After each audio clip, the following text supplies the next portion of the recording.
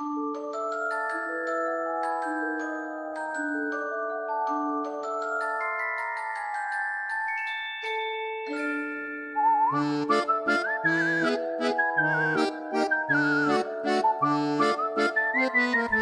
rookies, what's up? Welcome to another edition of the Bourbon Rookie. I'm your host Kevin, and for today I'm going to do a tasting of featuring Maker's Mark 101.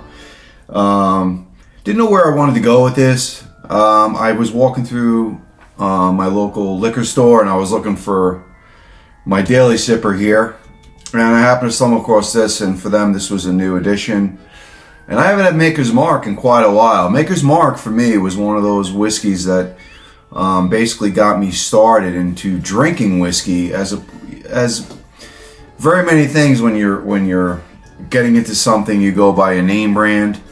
Not that Maker's Mark is bad, but I started with the regular Maker's Mark, which I believe was around 90 proof. And it was serviceable. It was good. It was vanilla and all kinds of caramel, vanilla. But then I started to gravitate towards other bourbons or whiskeys just to see what they tasted like, experimenting with my wallet and my what I wanted to spend and versus and what I wanted to drink. Much like getting into anything else. Again, like I said, maybe when I got into tequila when I was younger, it was Cuervo. When I got into cognac, it was Hennessy. When I got into vodka, it was like Grey Goose or whatever. Name brand recognition, but it had to be affordable, right? So yeah. But I've gravitated away towards Maker's Mark, and I've been a little snobby towards it in terms of doing reviews. There are other channels out there that focus a lot on Maker's Mark. The Cellar Age that just came out, I think at $150 a bottle. I haven't seen that in my local liquor store. Not that I've been looking hard, but I haven't seen it. I would imagine I don't even know what the allocated price on that would be. French Oak I've seen other channels feature a lot of other Maker's Mark stuff, and I've never seen anybody say they hate it. So I figured I was going to do like a head-to-head, but let's feature the Maker's Mark and just see how this guy tastes. So to get into it real quick, this is a wheater. And from what I understand about wheaters tend to be a little sweeter. On most, you're replacing, in the mash bill, you're replacing the rye content with wheat. So the mash bill here, 70% corn, 16% wheat, and 14% malted barley. Where the Wild Turkey is 75% corn, 13% rye, and 12% barley.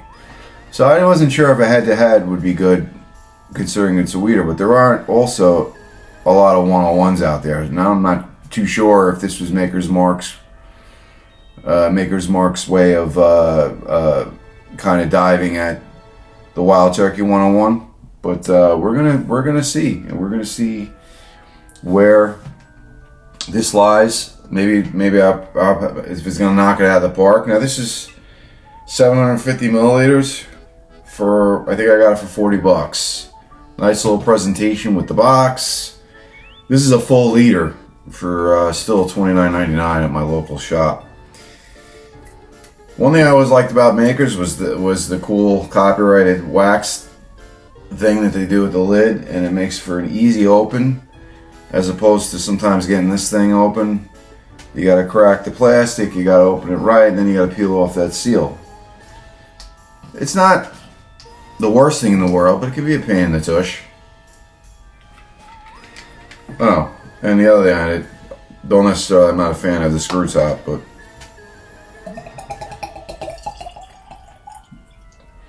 interesting. So, right away, I haven't aged this, I just opened it, obviously. You all can see that. It's like a little bit of a bitterness to it, a little bit of caramel.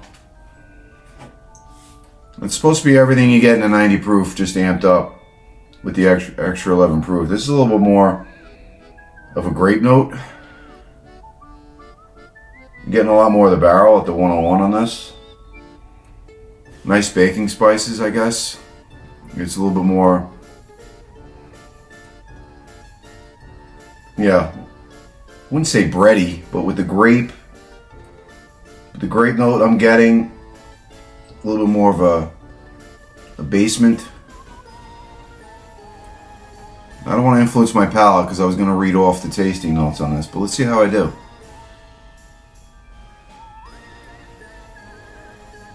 Cheers.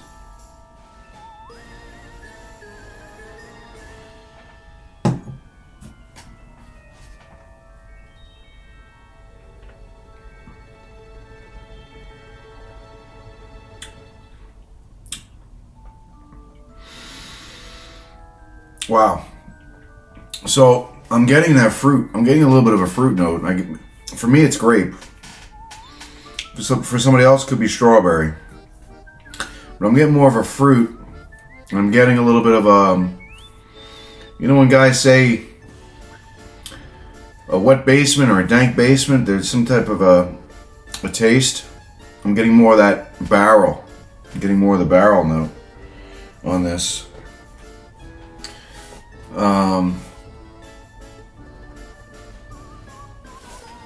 I mean, maybe I should have done a little bit more. I'm curious to see what kind of barrel that these guys are aged in. It could just be regular, you know, I don't know if it's finished, but wow, that's really good. Totally different from this. So I wasn't going to do it blind because I would think that I would probably be able to tell the difference between two. You know, I wanted to see which one I like better. I didn't open this bottle. I just poured because I had some 101 left over and I had it in my cool little glass go-to flask. So I just poured from that. But I'm curious. I probably should have been a little bit more prepared, but that's really good. This is like, go for this again because I've distracted myself.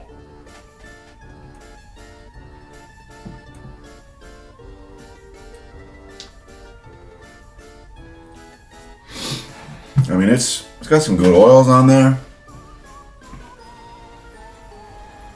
It definitely, look, I like Wild Turkey 101, but, you know, I gotta tell you, it just feels like the overall sip feels like this is a higher end whiskey, you know, even though it's I get it, it's 101. This one just, for me, just has this tastes like, probably, excuse me, I just did a review on this.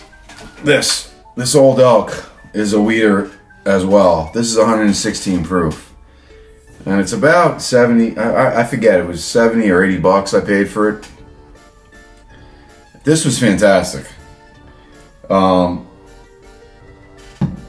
This drink's somewhere more between $40 and $70. You know, this is my everyday, so I love this. I mean, I'm not trying to take away from this, but this just has, when you get that off that first sip, it just, I don't want to say bready, but there's a lot more baking spice to this, vanilla.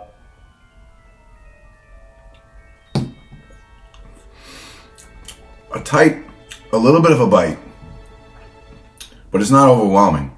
It's not overwhelming, and it's got a decent finish. I would say it's got a medium to long finish on it because as I'm talking, I still have it in the back of my palate, and there's, you know, I don't have a lot of experience with being able to tell you bready, like when there's a lot of bready notes, but there are bready, some baking notes.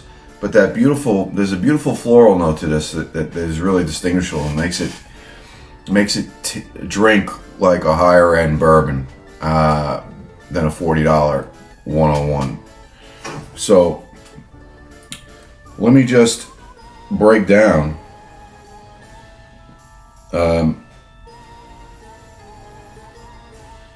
because I wanted to see what their tasting notes. What are they telling you this is?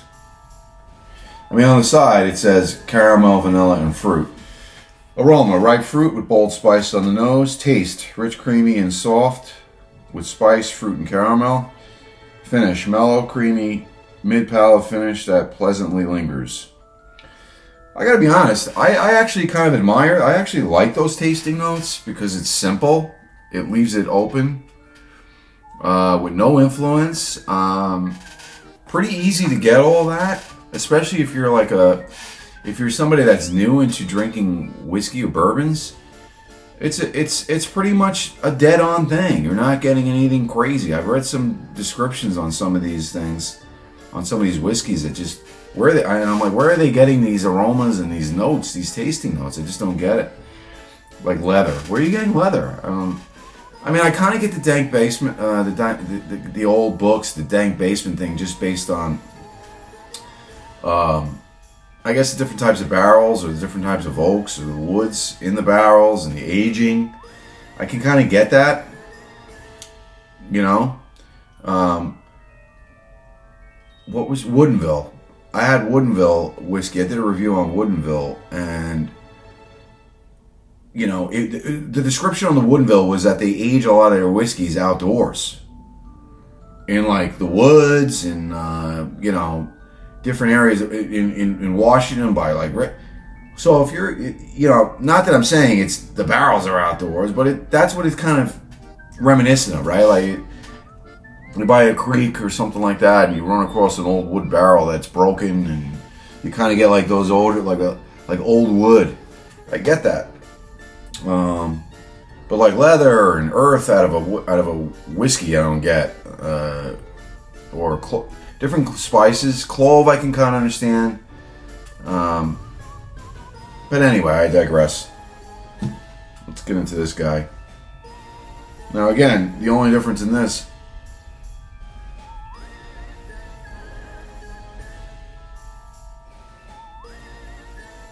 on this one I got a sweeter nose. Caramel. A little bit more of the oak, because I'm getting some pepper on here, opening up the nose, the sinuses. Caramel.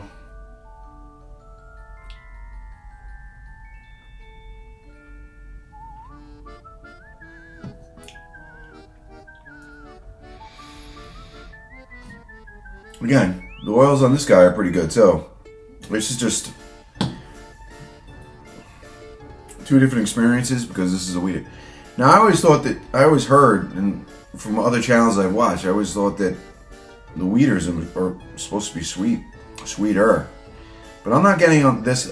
I'm not getting sweeter on the Wild Turkey 101. I'm getting sweeter on the Wild Turkey 101. This is a little bit sweeter than this.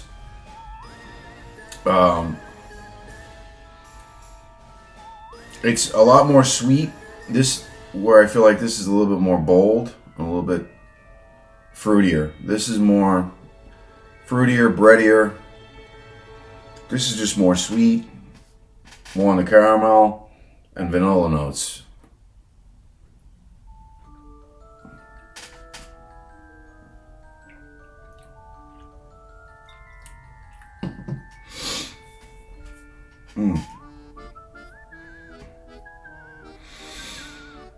I mean, what can I say? Head to head, they're just both two different drinking experiences. But I would say about this, the pleasant surprise about this is, like I said, it just feels like you're drinking something more expensive than what it is.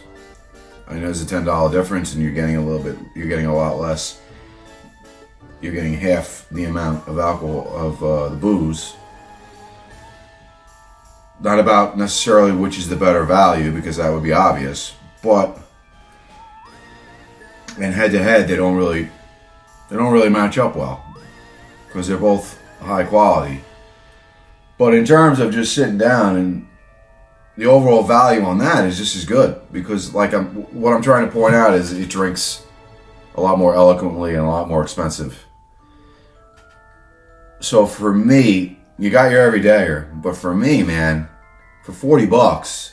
Now remember, this guy here is 70, and I love it. But now I don't need to go to 70 if I found something that drinks almost as good as this. This is a weeder, don't forget too, and I'm getting a more luxurious experience with this. This now becomes just as good of a value as this, because this is fantastic every day, right? At $30, and now you found something just as good, if not better, a little bit better taste-wise, profile-wise, luxury-wise, for $10 more at the same proof, and that's pretty impressive. So, if you see this Maker's Mark 101 and you haven't tried it, and you're a Maker's Mark fan and you like regular Maker's Mark, definitely buy this. Definitely buy this. I am totally going to keep this in my rotation because it's just really good. There's no other way around it. So, with that, give me a like, give me a subscribe. I mean, tell me what I'm doing wrong, tell me what I'm doing right. Am I too long in my videos? And by the way, the debut of the new hat. The new hat. Gotta love it. From our friends. And listen, nobody's sponsoring me. I'm not monetized. Everything I'm doing on my own. So, Boston Scally, kids. Boston Scally. If you don't have hair like me, or you look good in a hat, and you don't like wearing scallies, Boston Scally. Got the cool little Freddy pin. This is one of their Halloween hats. It's gray and orange. And I'm loving life right now. So, I'm loving life with this. I don't even know which one I want to drink. They're both so damn good. I don't know. I'm going to give you a little extra here.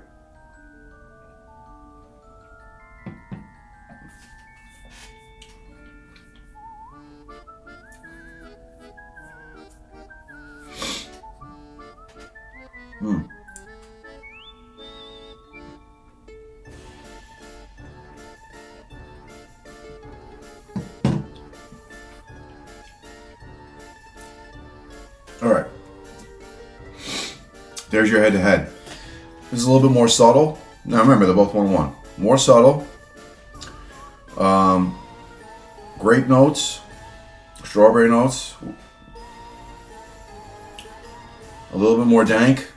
A little bit more muted in terms of the oak. The oak's less muted. This one, believe it or not, is sweeter. The oak hits you a little bit harder. But both fantastic in their own right. This is, again, more of the caramel, the vanilla. This is a little bit more fruit, a little bit more flat, a little bit danker. Two totally different experiences, but this one just has a little bit more of a luxurious feel.